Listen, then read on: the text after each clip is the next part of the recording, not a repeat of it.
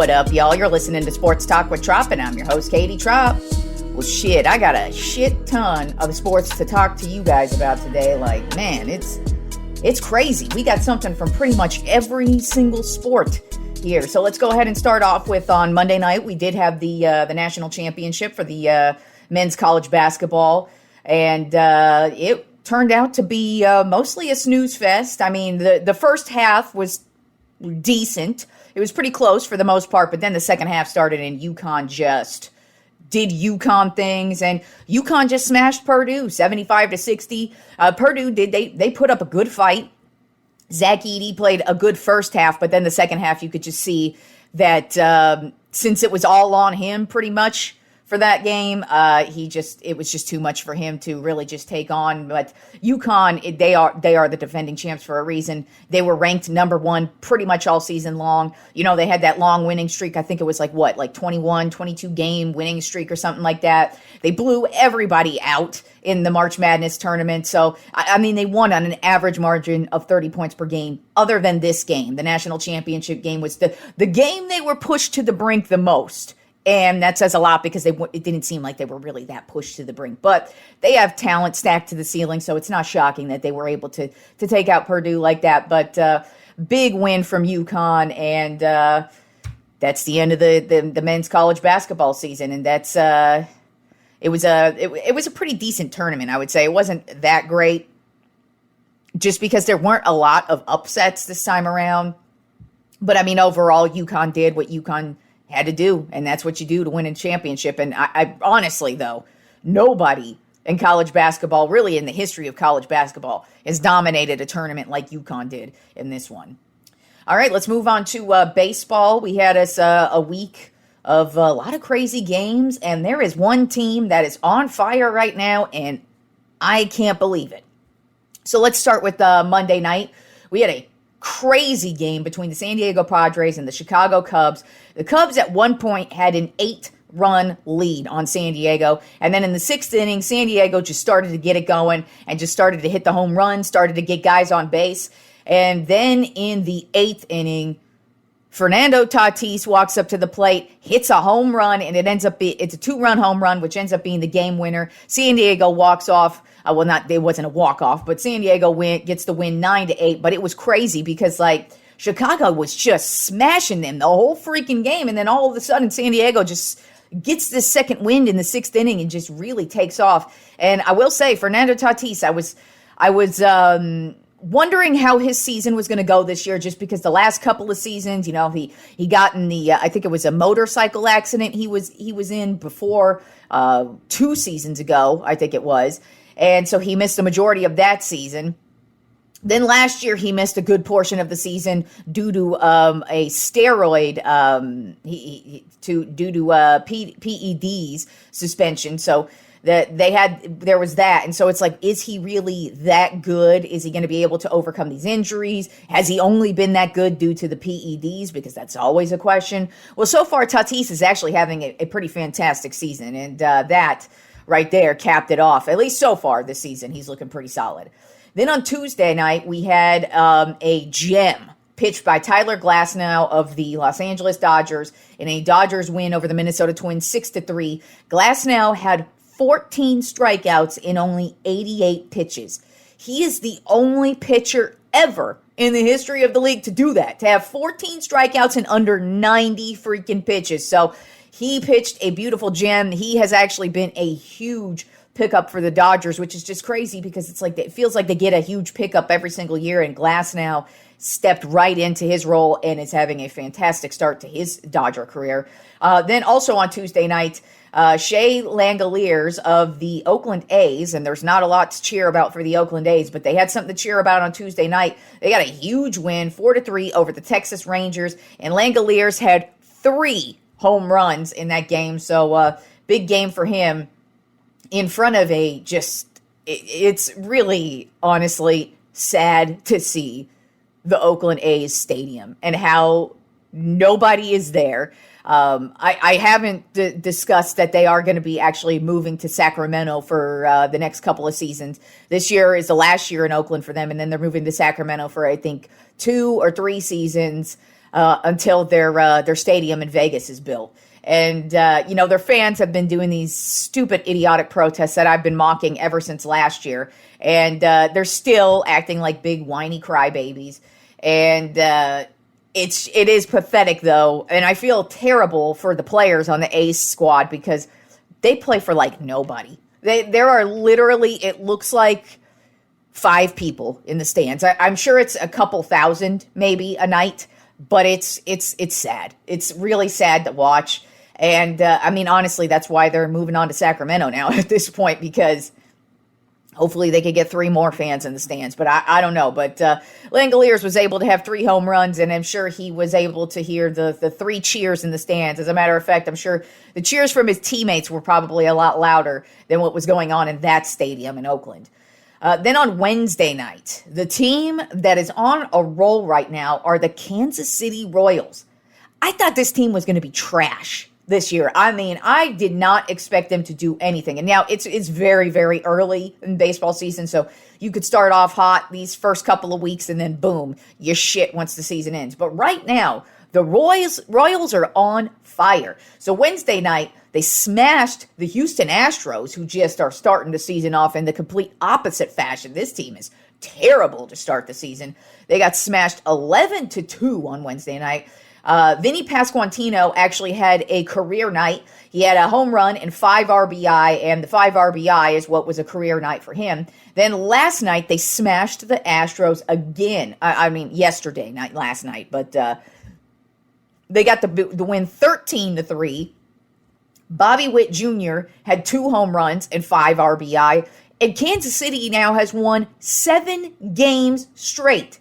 Who the fuck would have thought that would happen? It's just crazy to watch. I don't know if they're going to be able to keep this up. But they're looking pretty good right now. And they got a lot of young cats stepping it up. And they're looking pretty solid right now. And they're taking out a good Astros team who is just getting beat up these first couple of weeks. But you know what? They did start the season off pretty cold last year, and guess what? They ended up back in the World Series. So we may not have to worry about them because, like I said, it is early. You may be streaking right now, and you won't be in the playoffs, and you may suck right now, and you will be in the playoffs. That's the thing about baseball. The season is so long, it can change on a dime. But right now, Kansas City Royals, one of the top teams in baseball right now. Then one last baseball update. It's in the Shohei Ohtani, his interpreter and his gambling scandal. Well, it turns out the government, I believe it was the FBI, they basically concluded that his interpreter did all of this, and Ohtani had nothing to do with it. Like I said, you didn't know when it was first announced if Ohtani knew or anything, and I was holding back judgment because I prefer to wait to see what happens here. And it turns out that his interpreter stole $16 million from him. And he wound up racking up a $40 million gambling debt from between 2021 and 2024. That dude, and it's crazy. I was reading basically the investigation yesterday. I was reading some of his text messages between the bookie and this bookie, man, he was watching Ohtani. He sent him a text like, I'm looking at Ohtani walking his dog right now. And if you don't pay me, I'm going to go walk up to him and see what he has to say about this. Like, whoa, that's how out of hand this got. And it looks like it was out of hand basically all the way up until the day he was let go from Ohtani and the Dodgers. It is crazy. And he would keep sending these text messages back to this bookie like, man, I'm terrible at this, but could you front me some more? I can't recall the exact terminology he used, but basically he wanted him to front him some more money to gamble some more. But like, damn, a $40 million gambling debt from 2021 to 2024. And basically what Ohtani is, he let this guy basically control this account that he was stealing money from. He set the account up, and Ohtani pretty much didn't really have anything to do with it at all. And this guy was he even called the bank and pretended to be Shohei Ohtani to let a transfer go through to the bookie. So this was man, you got a gambling problem if that's what you want to do. And speaking of gambling problems, you can always go to katietropp.net, hit the Sports Talk with Tropp tab there, and right up at the top you will see Sports Talk with Tropp's preferred sports books. If you also have a gambling problem like this guy, or if you just like to gamble here and there, you can check out my preferred sports books and sign up for some of those there. Hopefully you're not going to go in $40 million in debt. If you do, that's on you. I'm not one of these people who gives you the stupid ass PSA of, please spend wisely. Now that's your money. You do what you want with it. If you get in $40 million in debt like this stupid Mizuhara idiot, that is on you. If you know how to actually gamble like a decent person and don't go overboard and don't lose all your money, that's cool. But if you are one of those idiots like this guy who gets yourself into debt, that is on you, not on me. Suck a dick if you have a problem with that. Anyways, though, but that was a crazy story. I was like I said, I was holding back judgment. I was not going to be surprised if baseball covered up for Ohtani. But from what I read, it actually looks like Ohtani had nothing to do with this. It looks like he doesn't speak a lick of English. It doesn't look like he did not set the bank account up. That's 100% fact. He did not do that. That's what the evidence says. So it looks like Ohtani's in the clear. Good for him. I'm glad, because I didn't want to see, I've really enjoyed Shohei Ohtani's career so far. I did not want to see this guy go under because of gambling. So that would have sucked. But luckily for him, he didn't know what was going on. Suckily for him, he lost $16 million, but I'm sure he's going to, he'll be okay. He's got a $700 million contract under his belt, and he's going to be getting paid for many, many, many, many, many years to come. But this Mizuhara guy, from 2021 to 2024, racking up a $40 million debt. You got issues, homie. You got issues. But I guess behind bars, you're not going to be able to do much gambling there. And that probably sounds like it's a good thing for you. Moving on to the NBA and the NBA playoff picture, because we have only a couple days left of the regular season. And we will be at the play-in begins on the 16th, on Tuesday.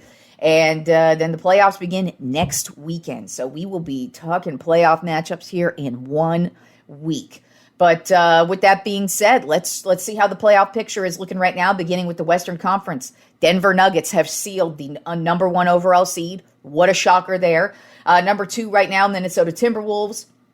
Number 3, the Oklahoma City Thunder. Number 4, the Los Angeles Clippers. Number 5, the Dallas Mavericks. And number 6, the New Orleans Pelicans.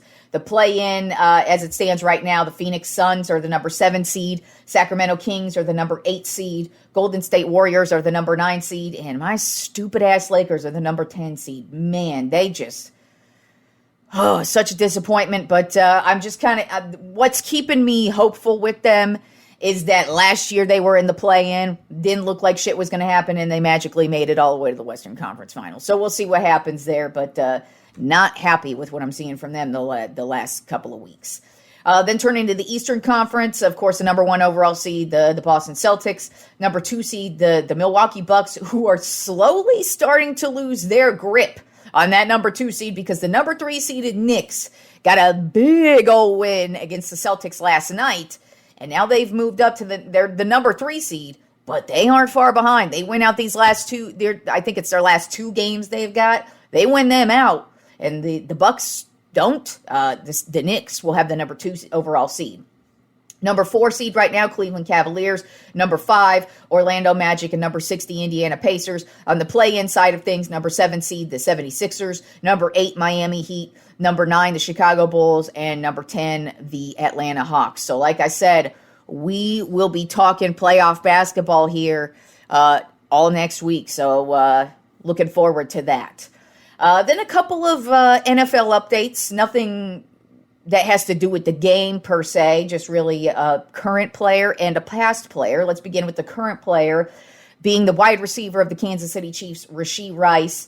Warrant was issued for his arrest earlier this week in the car accident that he and his homies caused. Man Purse and his homies caused this accident and then ran from the scene with Man Purse in hand. If you don't know what I'm discussing, Basically, I actually did go on a rant because one of the dudes ran away with his man purse in hand, and I just can't do that. I can't. If you a straight dude or you claiming to be a straight dude and you've got a man purse, I can't. I just can't with you. But anyways, I digress. Let's get to the actual story, not the man purse side of things. But Rashee and his homies ran off from the scene of the crime, and turns out one of the cars was registered to him. The other was a rental car that was registered to him that he had rented out.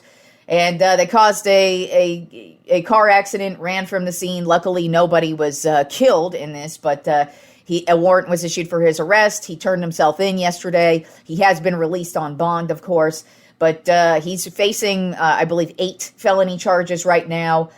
He's definitely going to, no matter what happens with the legal side of things here, the NFL usually will suspend you regardless in this type of situation. So I'm expecting him to get suspended for some time. And if because you don't know what's going to happen in this. Who knows? It's very up in the air at this point. He just was arrested basically over this. So who knows what is going to happen. But the league is probably going to suspend him for at least, I would say, 4 or 5 games. But who knows? I've been reading that it's a possibility they're going to suspend him possibly for the entire year, or maybe even have some type of indefinite deal here. But as the story develops, we'll see what happens there. But way to go, dude. That's why you don't drag race and then get in the car accident and then run away from the scene of the crime. That was very stupid on you. And then the last bit of NFL news is O.J. Simpson. He died earlier this week. Of course, a lot of people have lots of feelings on this. Me personally, I've stated many times on this show, he is one of the greatest running backs of all time. I wish I could have seen his career. When I watch O.J. Simpson highlights, I am in awe. Also, I do have an O.J. Simpson autographed football, and I was looking at it yesterday like, damn, cha-ching. The value of that just went up a little bit there. Not that I'm intending on selling it. I actually love my sports memorabilia, and I love it because I like to own it. I love sports, and so the fact that I own an autographed O.J. Simpson football is amazing to me. But I was like, okay, cool. The value of that went up a bit. But also he did entertain, if you grew up in the 90s or were around in the 90s, especially from like 94 to 96, you are familiar with the OJ trial. And if you weren't around then, you have no idea how much that trial captivated the world. I mean, like, my mom was glued to the TV. And if she had to like go to work or leave the house during the trial time period, like she recorded every day of it. When I say she recorded it, since this was the 90s, she recorded it on VHS tape. I remember she actually had like boxes full of VHS tapes that were every single day of the OJ trial. I wouldn't be shocked if she still had those fucking VHS tapes, by the way. She ain't got no VCR to watch them, but that's how captivated not only my mother was, but everybody was at this time. As a matter of fact, I remember in 6th grade, because in 6th grade was when the not guilty verdict happened. I was in class, and my teacher, she wanted to watch it. And so she made it, she even said, "This is educational, guys. We're going to watch the O.J. Simpson verdict." And I remember I watched it in my 6th grade elementary school classroom, watching OJ and the not guilty verdict. So that it's just crazy how much that captivated the world. I mean, the Bronco, him running from the cops in his Bronco, that interrupted an NBA Finals game, people. That is how captivating this was at the time. And like I said, no matter how you feel about him, like when I saw some people yesterday basically making fun of it, saying good riddance, all the hilarious memes, because there's been quite a few hilarious memes. That's what he gets. That's what you get for being a crap bag of a human being, whether you think he murdered them or not. I happen to think he did. But whether you think he did or not, it is, he still, he still had a great football career, in my opinion. So, you could, I wasn't, I didn't think it was out of bounds for certain people to post some of the things they did, but I also don't think it's terrible for people to eulogize him in a positive light. Not that there's a lot of positive things to say about the dude, to be honest, because he really wasn't that good of a human being. But I will say, I do feel for his children, and I hope they are actually at peace now, because I can't imagine what they have gone through over the years, and that they're going to continue to go through over the years. But now that he's gone, hopefully a little bit will ease up for them, because their whole life has been, do you think your dad did it? Every person they encounter, for the most part, who finds out that they are O.J. Simpson and Nicole Brown's kids, they are probably questioned like no other. So I hope they're fine. But O.J. Simpson, he is no longer with us anymore, guys. But like I said, great, fantastic football player. And no matter what you think about him, that for sure, great, fantastic football player. And he did. He captivated the nation for quite some time. You had to be there, honestly. You had to be in that moment to even realize how the OJ trial just captivated the world at that point in time. It's just crazy times, folks, crazy times. But OJ Simpson is now dead. And he is forever with Nicole. I'm sure they are just off in paradise in Lover's Haven. I guess I'll stop, because I probably will say something really fucked up and get myself into some trouble, because I am a very fucked up individual with certain things in my sense of humor. But just know I was saying some quite hilarious things over the last couple of days. I do also have a music video called Crazy Bitch that you could find on my YouTube channel, youtube.com/Katie Tropp. And we'll just say I do my best O.J. Simpson impression in that music video. We'll call that my tribute to O.J. So go take a look at that if you want to see my tribute to O.J. Now back to sports. We have us a big fight this weekend. UFC 300 is a stacked ass card, all the way from the main events to the prelims. We have us a stacked ass card, beginning with the main event, which is the light heavyweight matchup between Alex Pereira, bringing on his 9-2 record, versus Jamal Hill and his 12-1 record. Pereira has come into this UFC game and really has been a lightning rod. Jamal Hill, also an excellent fighter, so this should be a really solid fight between these two guys. I personally feel like I've been overlooking Pereira over his last couple of fights. So I'm no longer overlooking this guy. I think Pereira is going to go ahead and lock it down in this matchup, but it's going to be a good one for sure. Then in the women's strawweight battle, which is the co-main event, we've got my girl Zhang Weili bringing in her 24-3 record versus Yan. I cannot pronounce her last name, so I'm not going to attempt it. And her 18-3 record. Zhang is a killer. This bitch is just a bitch you don't want to fuck with. So I'm not picking against her, even though she's got 3 losses. But I'm expecting it to be a good fight. But Zhang always is a knockout. That's for damn sure. Then we have a men's lightweight battle between Justin Gaethje and his 25-4 record versus Max Holloway and his 25-7 record.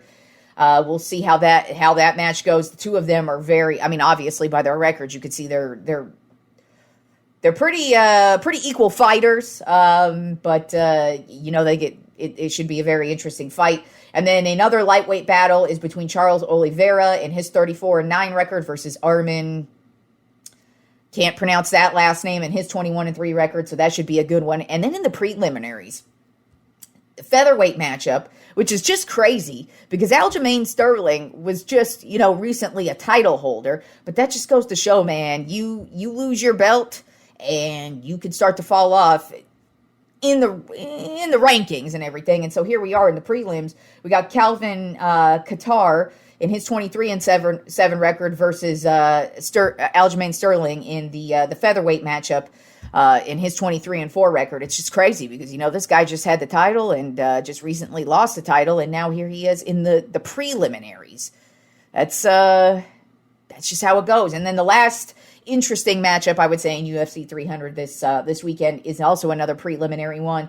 In the women's bantamweight is I love Holly Holm, so very, very interested in this one. Holly Holm in her 15-6 record versus Kayla Harrison in her 16-1 record. I'm looking forward to this one because Kayla Harrison is a badass motherfucker. So is Holm. I'm expecting these two bitches to just fuck each other up. I would not be shocked to see just a bruised and battered match between the two of them. Now, Harrison is an up-and-comer right now. I just said her record 16-1. That's a damn good-ass record right there. I love Holly, but I'm leaning towards Harrison in this one. But don't overlook Holly Holm in that one. All right, now let's move on to my Tropp 10 this week. I have the Tropp 10 NFL GOATs of the 2010s era. And this is going to be the last one because obviously we are in 2024 and I can't really rank the 2020s era. I mean, obviously we would put Patrick Mahomes number one, or at least I would put Patrick Mahomes number one, but it's way too early to be ranking an era of the 2020s when we're only 4 years into it. Technically 5 years once it begins in July. But so this is going to be the last one of my top 10 NFL GOATs of each era. I broke them all down. So now we are at the 2010s. And not going to lie, this one was really difficult for me too because there's some good dudes in this one. And, at the end here with like 9, 8, you're going to be like, dude, those guys are that far behind. But then once I get to the top three, to me, number one was easy, of course. But then like 2 and 3, you really could have gone back and forth between them. But like at first I was like, do I really want to put these guys all at 3, the top 3? I mean, we got some other, but when you just lay it all out there and you do the research, yeah, those are the top guys. So let's get it started with number 10. On my top 10 NFL GOATs of the 2010s, Richard Sherman. Cornerback for the Seattle Seahawks from 2011 to 2017, San Francisco 49ers from 2018 to 2020, and then ended his career with the Buccaneers in 2021. I don't think a lot of people would put him in their top 10 GOATs, but when you actually break it down, Richard Sherman, statistically, is the best cornerback of this era. Imagine that. Darrelle Revis played in this era. You know what I'm saying? And there were lots of shutdown corners, but Richard Sherman, statistically, is the best cornerback of this era.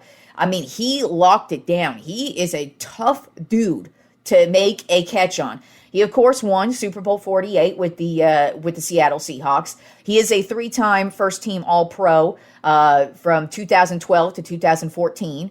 His career numbers are 116 pass deflections, 37 interceptions, 5 forced fumbles, 7 fumble recoveries, and 3 defensive touchdowns. And, I mean, you just didn't want to throw it to Richard Sherman. And also, he's a part of one of my favorite all-time moments ever.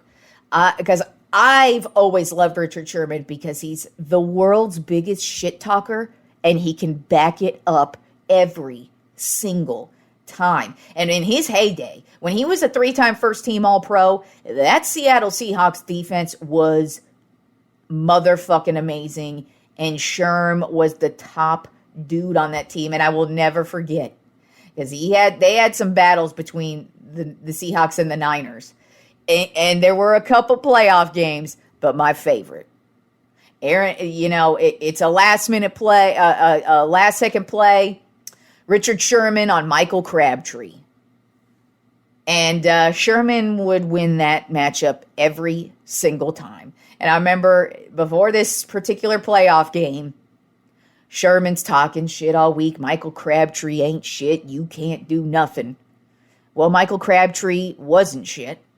And Aaron Andrews goes to interview Richard Sherman after this playoff game, and I will never forget it.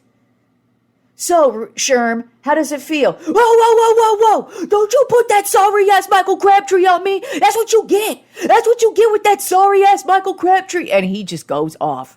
I laughed so hard, still to this day. You could put that shit on right now, and I am going to be on the floor laughing because I loved it. Because for one, I hated Michael Crabtree. I hated Michael Crabtree. And let me tell you why I hated Michael Crabtree. If you are a Texas Longhorns fan, you know why I hated Michael Crabtree. But years ago, I believe it was I want to say 2007 season. It might have been 2008, but I'm pretty sure it was 2007. It might have been 2008. Either way, it was in this early 2000s era. Texas Longhorns versus Texas Tech. Longhorns, they're having a great season. They're well on track to a national title. They're about to get this win over Texas Tech, one of our rivals. And all of a sudden, Michael Crabtree makes this amazing catch. Last second amazing catch to get the game-winning touchdown over the Texas Longhorns. And it would cost the Longhorns a shot at the national title that year. That is why I hate Michael Crabtree. I know. It's a stupid reason to hate Michael Crabtree, but it's a sports fan reason to hate Michael Crabtree. So whenever Richard Sherman would talk shit about Michael Crabtree or shut him down or lock him down, and then when he had that rant, oh, God, I fucking loved it because Sherm, I hated Michael Crabtree just as much as you did. And when you did that shit to him, especially that rant, it put a nice big old smile on my face and warmed the cockles of my heart. But Richard Sherman, absolutely a fantastic cornerback. And number 10 on my Tropp 10 NFL GOATs of the 2010s. Then at number 9 on my Tropp 10 NFL GOATs of the 2010s, Adrian Peterson. I know. Adrian Peterson all the way down at number 9. When I was writing it out, I even said, no, Adrian Peterson all the way down at number 9. Because I'm sorry, folks, if you did not see Adrian Peterson's career, you do not know how dominating this motherfucker was. So he was a running back with the Minnesota Vikings from 2007 to 2016. And then after the 16 season, he kind of journeyed around through a few other teams as well. No longer in the league. He didn't officially retire. He even, I think, said just as early as a couple weeks ago that he'd be willing to play again. So he hasn't technically retired, but Adrian Peterson, nowhere near what he used to be. But in his heyday, there was no more dominating running back in the league. He had some of the greatest runs. As a matter of fact, in his heyday, I thought if anybody could come close to breaking or even touching Emmitt Smith's all-time leading rushing record, I thought it would be Adrian Peterson, just because he was so good. He was so fast. He could break through the middle. He could run through the outside. He is just one of the greatest all-around running backs we have ever fucking seen. His career numbers, 14,918 rushing yards, 120 touchdowns, 2,474 receiving yards, and 6 receiving touchdowns. He was the MVP of the 2012 season, Offensive Player of the Year in the 2012 season, Rookie of the Year in 2007. So the dude hit the scene from day fucking one. 4-time first team All-Pro in 2008, 2009, 2012, and 2015. Led the league in rushing 3 times in 2008, 2012, and 2015. And then led the league in rushing touchdowns in 2009 and 2015. And I mean, really, nobody dominated the running back position like Adrian Peterson. As a matter of fact, I really don't even think in the league today, I would say Derrick Henry's probably the closest, but in their prime, I think I would take Adrian Peterson over Derrick Henry. That's a tough one, but I think I would take Peterson over Henry. I love them both. They both serve the same purpose. They both are just crazy running backs, but I think I would take Peterson over Derrick Henry. Just because he was very explosive, and just the way he dominated the league. I mean, he was the MVP, for Christ's sake. And he just was dominating. It's just, there's no other way to put it. But he's all the way down at number 9. And I really, that was tough. But everybody above him is slightly better in a way. So at number 8 on my Tropp 10 NFL GOATs of the 2010s, Calvin Johnson. Wide receiver, the Detroit Lions from 2007 to 2015, and there was no more dominating wide receiver in this era than Calvin Johnson. You literally could just throw up the ball to him, and he pretty much was guaranteed to catch it. Even if he had 5 dudes on him, he would out-jump all of them, and even if he didn't out-jump all of them, if he just got his big-ass hands on the ball, he was going to take that shit down. I mean, they called him Megatron for a reason because the dude was just a big-ass motherfucker and would just go up and snatch every pass that came his way. Career numbers, 11,619 receiving yards and 83 receiving touchdowns. This is why I put him above Peterson, because I did. I really went back and forth between these two because I was like, can I really put Calvin Johnson over Adrian Peterson? And I was like, well, these 2 NFL records, yeah, I could put him above Adrian Peterson. He does own a couple of NFL records. He owns the NFL records for the most receiving yards in a season, 1,964 receiving yards. He almost had a 2,000 receiving yard season. It's crazy he didn't. And then he also has the NFL record for the most consecutive 100-yard games, and he has 8 consecutive 100-yard games. 3-time first-team All-Pro from 2011 to 2013, and led the league in receiving yards in 2011 and 2012. And the dude was just an absolute all-around beast. Then at number 7 on my top 10 NFL GOATs of the 2010s, Joe Thomas, the offensive tackle of the Cleveland Browns. He was the Browns tackle from 2007 to 2017. And I know, some of you think, how are you going to put an offensive lineman above Adrian Peterson and Calvin Johnson? Well, I'm going to tell you why. Joe Thomas, first of all, played with the Cleveland Browns when, they didn't get 1 win in the season. Not 1 win. And then that following season, after they didn't get 1 win, they only got, I think, 1 or 2 wins. So this guy has been a part of one of the most losing teams ever, and still was played at the utmost consistent level ever.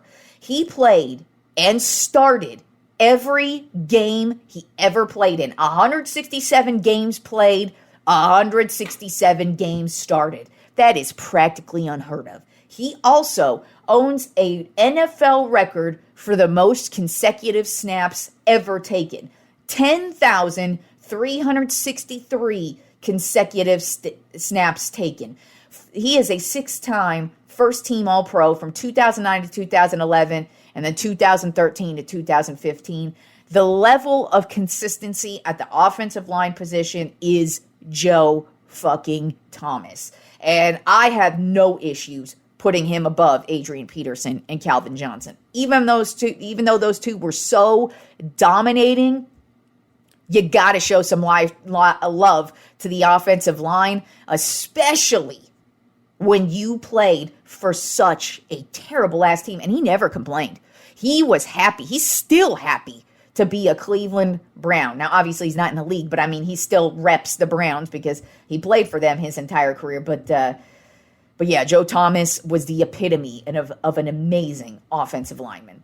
Then at number 6 on my top 10 NFL GOATs of the 2010s, Von Miller, or as they say on South Park, Von Miller. Yes, Von Miller. I can't help but say it like that. Ever since that South Park episode aired where he says, Mr. Von Miller, that is how I always say Von Miller's name. Linebacker of the Denver Broncos from 2011 to 2021, played with the Rams in 2021, and is now still currently in the league with the Buffalo Bills. He won Super Bowl 50 and was also the Super Bowl MVP of Super Bowl 50, and then won Super Bowl 56 with the Los Angeles Rams. He won Super Bowl 50 with the Broncos, of course, and man, you want to talk about one of the most I mean, as far as a defender, like taking over a game, Super Bowl 50, turn that on, and you will see, because he took out Cam Newton. And that Carolina Panthers team in that Super Bowl 50, they only lost 1 game in that season.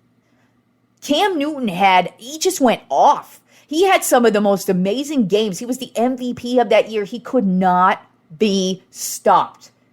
And Von Miller stopped his ass. He had Cam Newton looking like he was boo-boo the fucking fool all day long. And it's a beautiful performance from a defensive player. Because, it's always all about offense. But when you watch a defensive player take over a game the way Von Miller did in Super Bowl 50, yeah, that was crazy to watch. His career numbers so far: 123.5 sacks, 27 forced fumbles, 9 fumble recoveries, 24 passes deflected, 2 interceptions, 2 touchdowns. Rookie of the Year in 2011, 3-time first-team All-Pro, 2012, 2015, and 2016. And as I said, just so dominating. Not as dominating as it used to be, of course, because, of course, you're going to lose a step as the years go on. But Super Bowl 50, wow. And, I mean, he was so good in college, too. I remember when he played with A&M. Oh, God. Von Miller, excellent fucking linebacker. Then at number 5 on my top 10 NFL GOATs of the 2010s, J.J. Watt, defensive end of the Houston Texans from 2011 to 2020, and then ended his career with the Arizona Cardinals in 2022. His career numbers: 114.5 sacks, 70 passes deflected, 27 forced fumbles, and 17 fumble recoveries. He has an NFL record, 20-plus sack seasons, 2 of them in a row, so he's got the most for that. And that was all he did. He was a sack master. And his hands were so big. Like, that's why he's got so many freaking passes deflected. Because, like, he just would put his big-ass hand up and, boom, knock that shit down. He also was the Defensive Player of the Year in 2012, 2014, and 2015. 5-time first-team All-Pro in 2012 through 2015. And then in 2018. And just, honestly, the one and only thing that stopped J.J. Watt from playing a game was injuries. That was it. The dude suffered some of the most insane fucking injuries. He had some bad shoulder injuries, elbow injuries, back injuries. This guy just, he just suffered some really debilitating injuries. It's crazy to think what his numbers actually would be if he didn't suffer some of these injuries that he did. But man, that was it. That was all that fucking stopped J.J. Watt. I mean, he was the epitome of what a beast defensive end could be. And just, he was fantastic to watch. That's for damn sure. Then at number 4 in my top 10 NFL GOATs of the 2010s, Aaron Donald, defensive tackle for the St. Louis/Los Angeles Rams, because that's how long he had been around. He was drafted when the Rams were in St. Louis and retired this year while they were in Los Angeles. He played with them from 2014 and, like I said, just retired this year. So this was his last year. He won Super Bowl 56 with the Rams. His career numbers: 111 sacks, 24 forced fumbles, 7 fumble recoveries, 21 passes deflected. Arguably one of the greatest defensive tackles ever. Arguably the greatest defensive tackle ever. I mean, his domination is just straight up beast mode. Defensive Player of the Year in 2017, 2018, and 2020. Rookie of the Year in 2014. 8-time first-team All-Pro from 2015 through 2021. Yeah, 2015 through 2021, and then in 2023. Like his entire career, he was an All-Pro. I'm going to just go out on a limb and say the 2022 season he was injured that year, and that's why he wasn't an All-Pro that year. But I mean, real talk. Nobody dominated the way Aaron Donald did. You could not get past him in the middle. And he was fantastic to watch. And I feel very privileged to have seen such an amazing player play this career. Now, let's get to the top 3 here of the top 10 NFL GOATs of the 2010s. Because I was like, when I first just started putting together the list, I'm like, am I really going to put 3 quarterbacks up at the top? And then when you look at their stats, you go, oh, yeah, you got to put the 3 quarterbacks up at the top. And these 3 quarterbacks, they dominated the 2010s. Beginning with number 3, Drew Brees. Played quarterback for the San Diego Chargers from 2001 to 2005 and had this horrible shoulder injury on the last game of the season in 2005 with the San Diego Chargers. And it was he was going into free agency, and you just felt so bad for him because it was, I think it was a rotator cuff injury. He ended up having to have surgery, and not a lot of teams took a chance on him except for the New Orleans Saints. And it is so insane to just think how Drew Brees turned his career around once he signed with the Saints and played with the Saints from 2006 to 2020. He goes from being just a regular old quarterback in San Diego. I mean, he had his moments, but nobody was looking at Drew Brees and going, oh yeah, this guy, he's going to end up being one of the greatest quarterbacks of all time. Goes to New Orleans and literally becomes one of the greatest quarterbacks of all time. You take a look at his statistics. I couldn't even write down all of Drew Brees' fucking accomplishments in the league. I was like, Jesus. I've always marveled at the turnaround he had when he went to the Saints. But then when you just put it down on paper and look at what he did, I'm like, fuck. Drew Brees is a badass motherfucker, and good for you for not like falling back and, oh, woe is me, nobody take chance on me. No, man, because, you know, if you don't remember, this was, he signed when Hurricane Katrina happened. And so, like, they had to play a season outside of New Orleans. And then they came back to New Orleans, and it was just one of the biggest things for the Saints. And then they would go on to win the Super Bowl. So they would win Super Bowl 44. He would become MVP. But just the turnaround that not only he had, but he turned around the New Orleans Saints. Now I'm 39, okay, y'all? 39. So I've seen a lot of football. The New Orleans Saints pre-Drew Brees were one of the biggest laughing stocks ever invented. They invented putting bags on your fucking head. That's how embarrassing that team used to be. Then Drew Brees signs. You got Sean Payton becoming the coach. And all of a sudden, this team becomes a Super Bowl fucking champion team. Like, none of us, when I was a kid, you would laugh if you would even say, oh, the Saints are going to win the Super Bowl. It would be a freaking joke saying the Saints are going to win the Super Bowl, and the Saints have won a Super Bowl. Drew Brees' career numbers.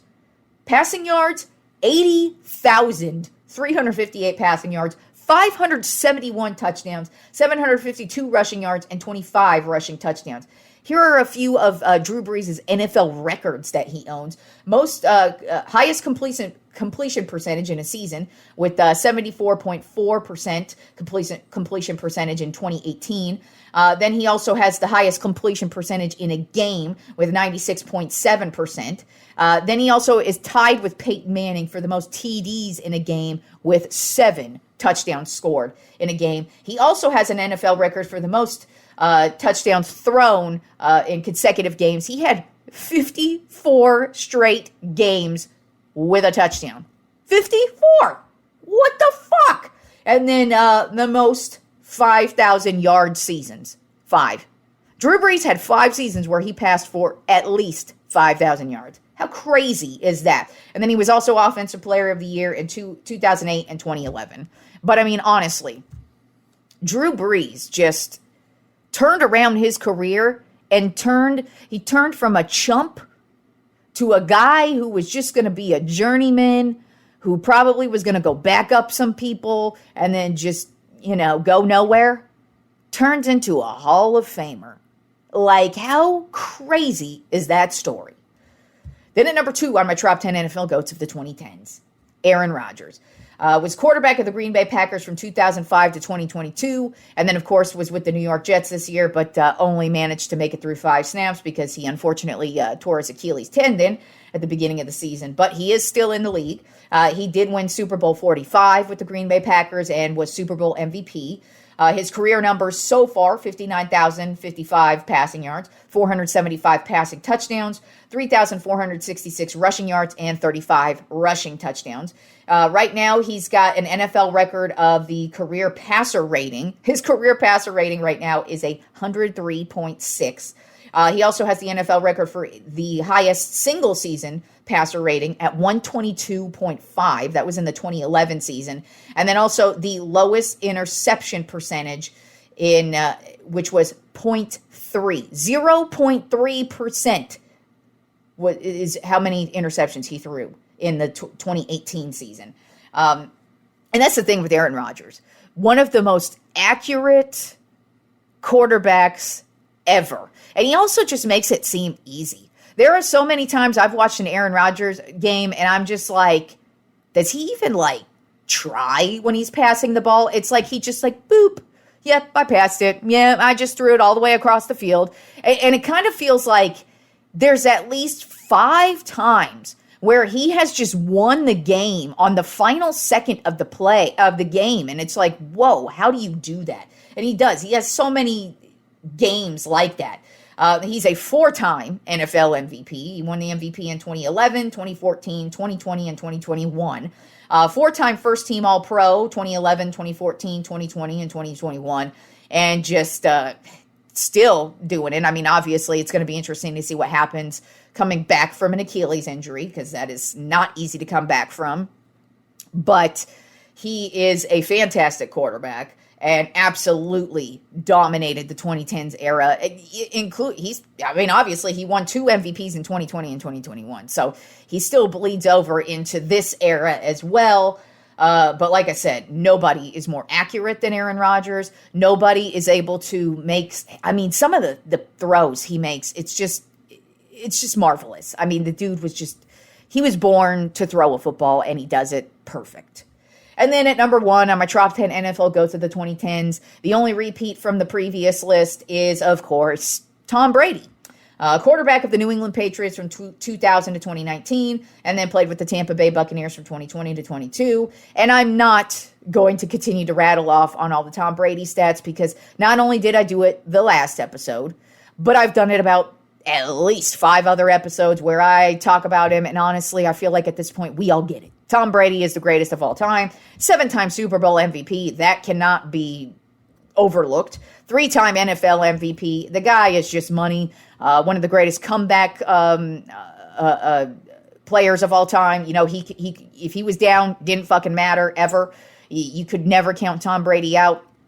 He always played. He lasted for a long time. I mean, come on. Who's greater than Tom Brady? Like I keep saying, you can hate him all you want, but if you think he is not the GOAT, you is el stupido, and you should not even discuss football, especially with me.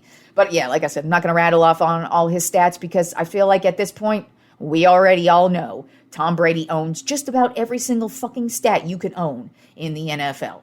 So, my top 10 NFL GOATs of the 2010s. Number 10, Richard Sherman. Number 9, Adrian Peterson. Number 8, Calvin Johnson. Number 7, Joe Thomas. Number 6, Von Miller. Number 5, J.J. Watt. Number 4, Aaron Donald. Number 3, Drew Brees. Number 2, Aaron Rodgers. And number 1, the GOAT, Tom fucking Brady.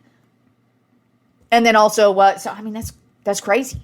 That's crazy. We're done with all these GOAT eras. I've broken every single era down, from the 60s, the 70s, the 80s, 90s, 2000s, and now the 2010s.